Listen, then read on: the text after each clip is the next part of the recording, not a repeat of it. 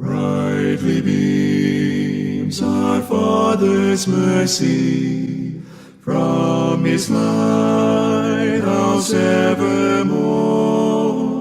But to us he gives the keeping of the lights along the shore.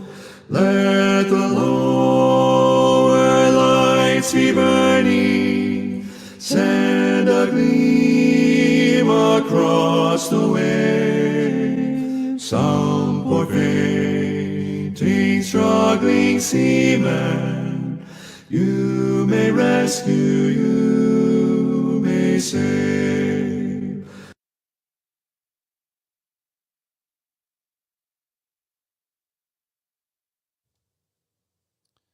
Jesus tells us to let our light shine before men in Matthew 5 and verse 16. And one of the ways we do that is by our example and what we do. And so that we can let the lower lights be burning. It's been entrusted to us as Christians. Are you a Christian? I hope so. If not, do you want to know more about it? Let us know.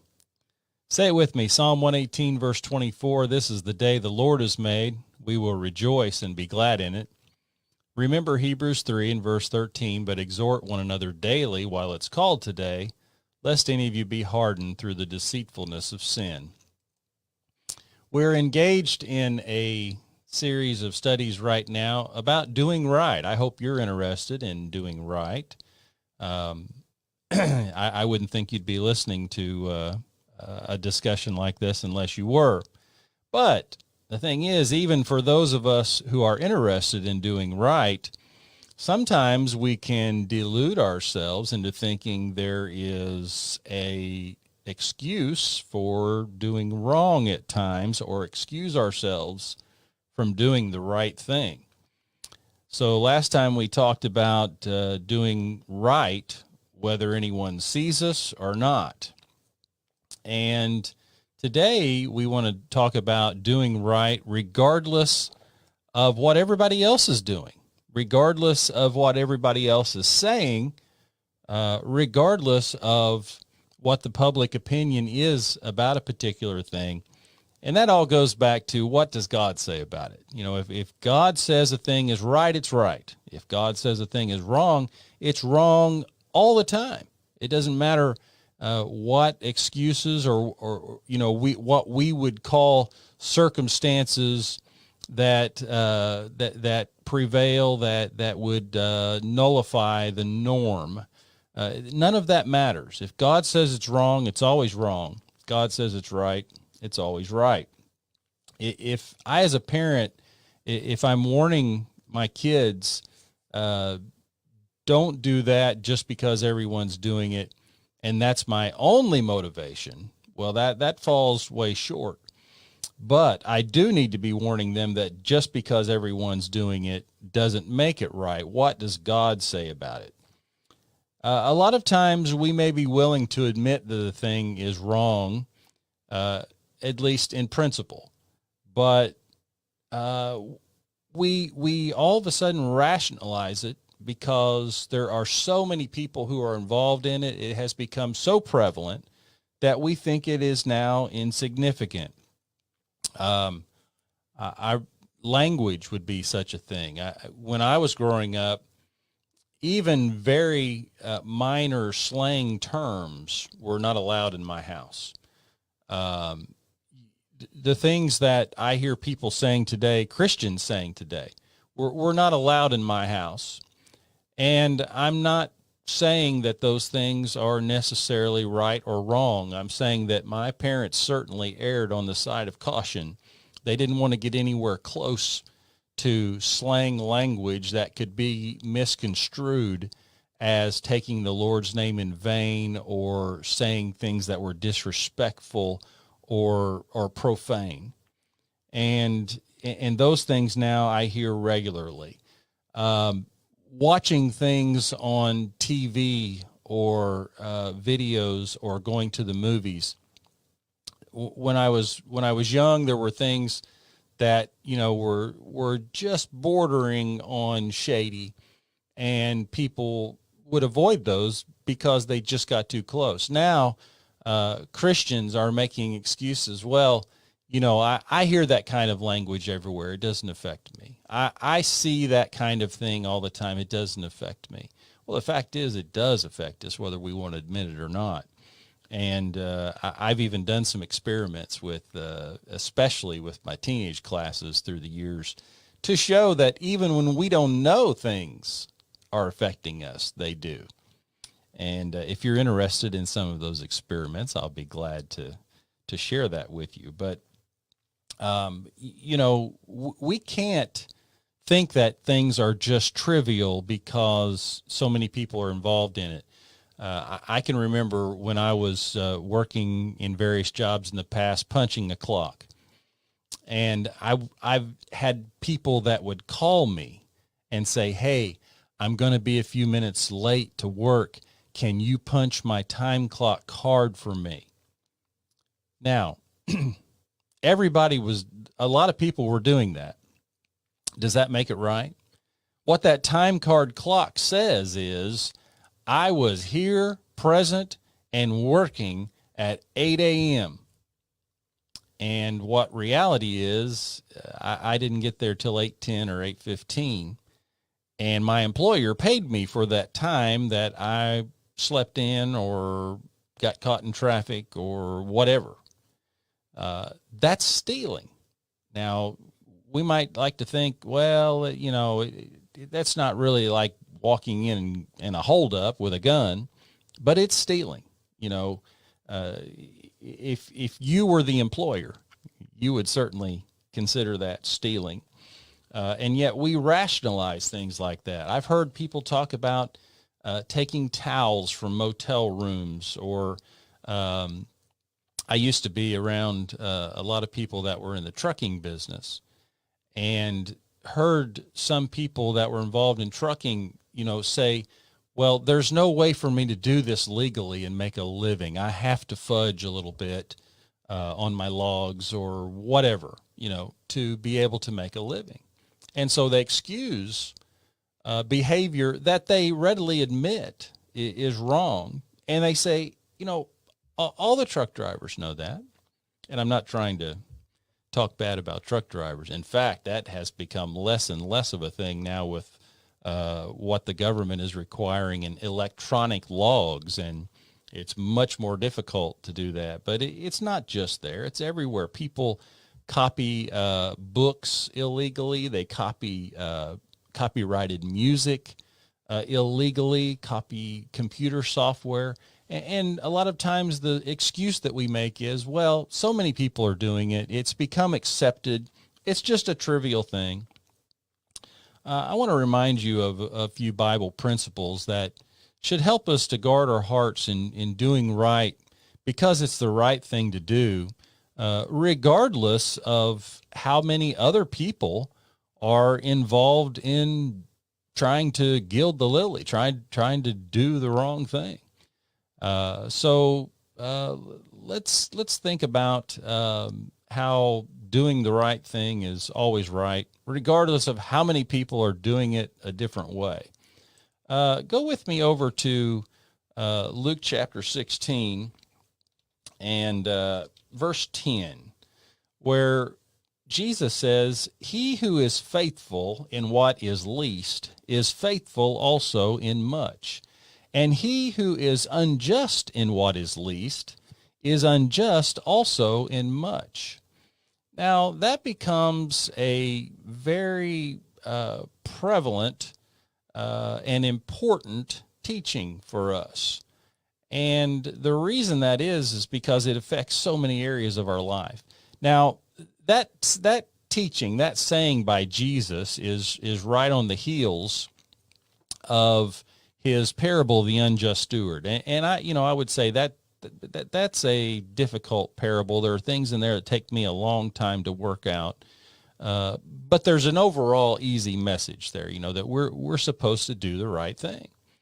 And part of the summation and the climax of that parable is if you try to fudge on the little things, what you consider little things, then all that shows is a heart that's willing to do what's wrong at times, and you'll do it in the big things too. So there are no, trivial things that we should think it's okay just because public opinion says it's all right. A couple other passages I want you to think about with me.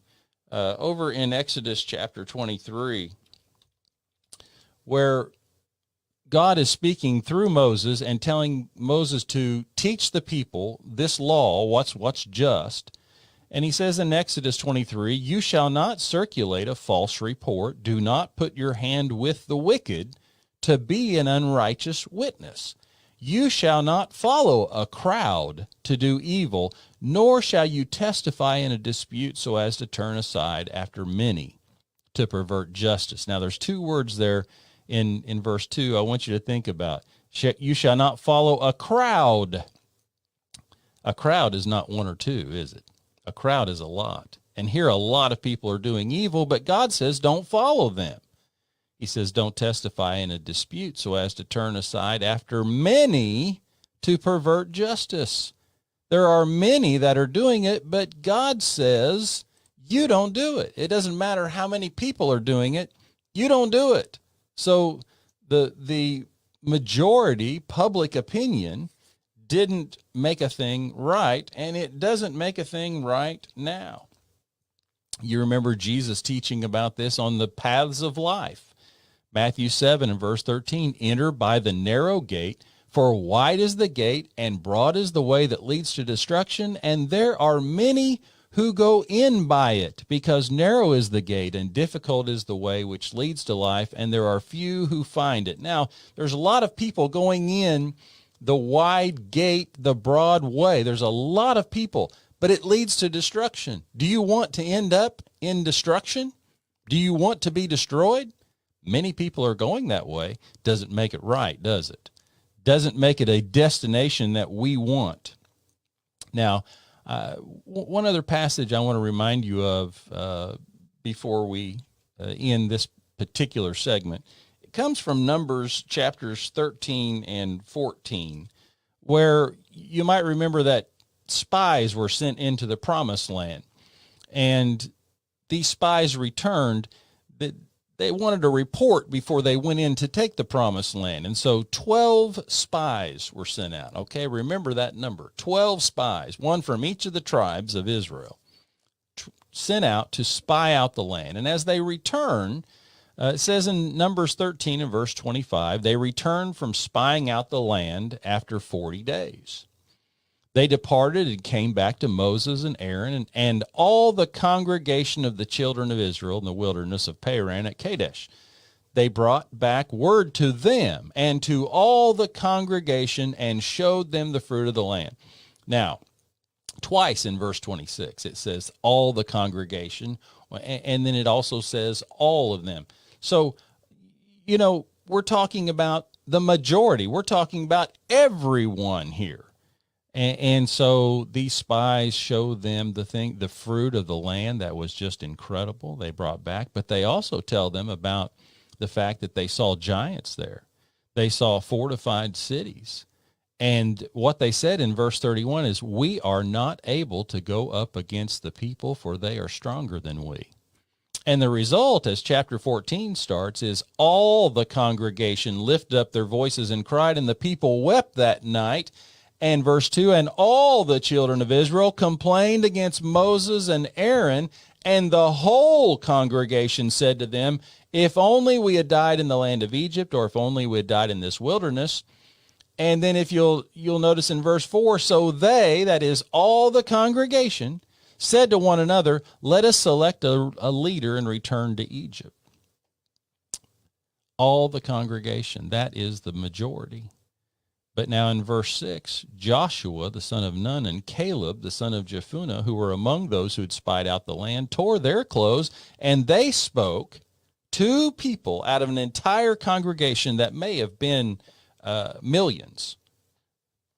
They spoke to all the congregation of the children of Israel, saying, "The land we passed through to spy out is an exceedingly good land. If the Lord delights in us, then he will bring us into the land and give it to us a land which flows with milk and honey.